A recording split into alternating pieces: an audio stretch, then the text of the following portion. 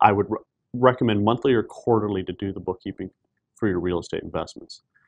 The reason for that is the longer you wait or the more haphazard you are, you tend to forget what deductions are. What was this? What was that? And it becomes harder to do at the end. And unfortunately, I think people forget things. And when you forget deductions, you pay more tax. And obviously, that's not what we want. So if you're going to do it yourself, great. Make sure it does get done, though, on a monthly or at least quarterly basis. That said, we have a lot of real estate investors who use bookkeepers.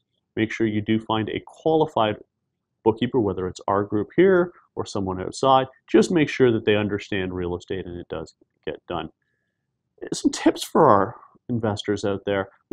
If you're not the most organized person in the world, a suggestion would be to get a separate bank account for each property. So the rents and all the expenses get paid out of that bank account for that property.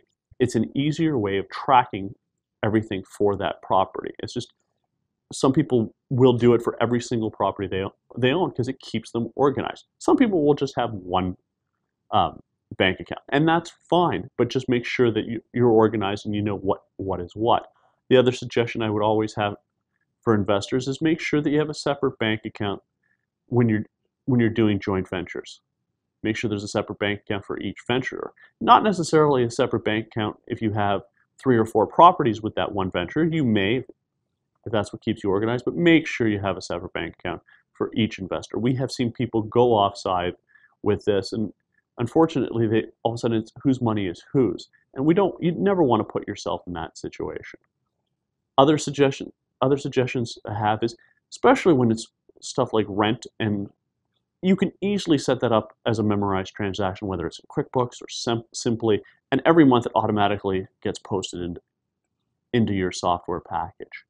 You can make sure that in today's technology, with cell phones and such, you can scan in receipts and upload them directly, whether it's to your software package or you send a picture to the bookkeeper for them to put it into your software package. There's so many tools out there to keep you organized. Also, for real estate investors, make sure you know where all the documents are, whether you're storing them on paper or electronically. We recommend electronically in today's society. Make sure you have easy access to that. You don't want to be spending hours and hours and hours looking for something that CRA was requesting for. Make sure you have a digital copy of that or a paper copy. Make sure you have your filing system in place. Make sure that you keep all the purchase and sale agreements.